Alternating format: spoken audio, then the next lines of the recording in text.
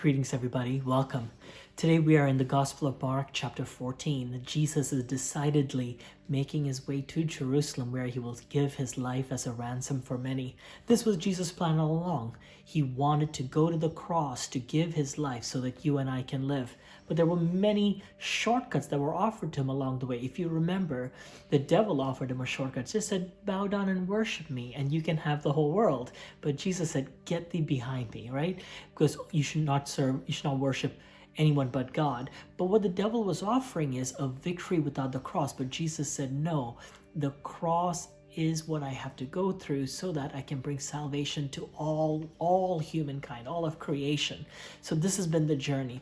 And now, throughout the Gospel of Mark, Jesus was predicting his death. For example, you remember when Peter declared, thou art the Christ, the Son of the living God. The very next moment, Jesus predicts his death, and Peter says, oh no, and Jesus says, get thee behind me, devil, right? Another occasion, again in the Gospel of Mark, Jesus predicts his death, his crucifixion, and the disciples say, the next thing they say is, can we sit on your right hand and can we sit on your left when you come in your kingdom? They just don't get it. And that is why it is so powerful for us to be in this story. Jesus is in Bethany, the city where Mary, Martha, and Lazarus come from. We're told Jesus in the house of Simon the leper. Simon was hosting a feast for Jesus, and Jesus is reclining and having the dinner when we're told a woman, she's unnamed, comes, stands by Jesus, breaks open this very expensive jar of perfume of pure nard, we're told, and pours it on Jesus' head. Beautiful act of worship. Now, this is a sign that was offered many times. This is something that you would do to welcome an esteemed guest, or you would anoint a king this way. But this was such a pure sign from this woman of expressing gratitude, of overflowing goodwill, generosity, and sincerity from her. Now, the discussion immediately turns to, should she have done this? Why couldn't she have sold this and given the money to the poor?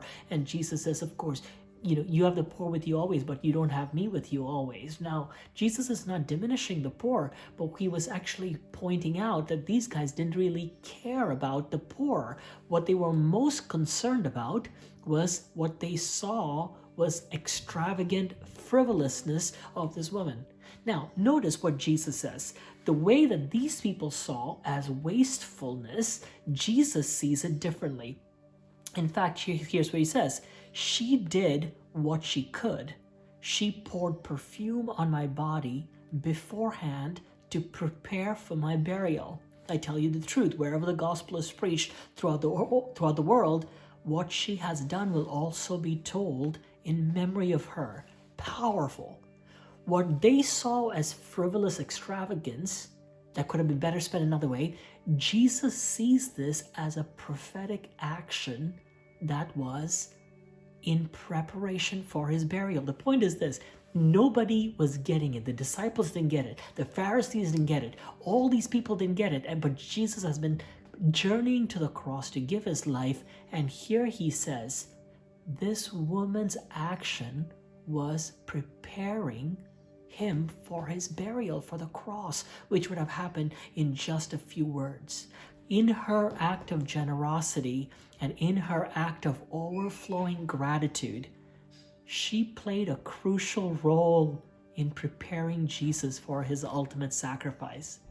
The question, my friends, is this: we do not know all that God is doing and all that God will do, but how will our small actions of sincerity, of generosity, and gratitude become the seeds of the gospel that God uses, the prophetic actions that allow us to be a part of the grand work of God's kingdom? So my question for you is this: will you go be like this woman this week? Will you be bold? Will you be unashamed?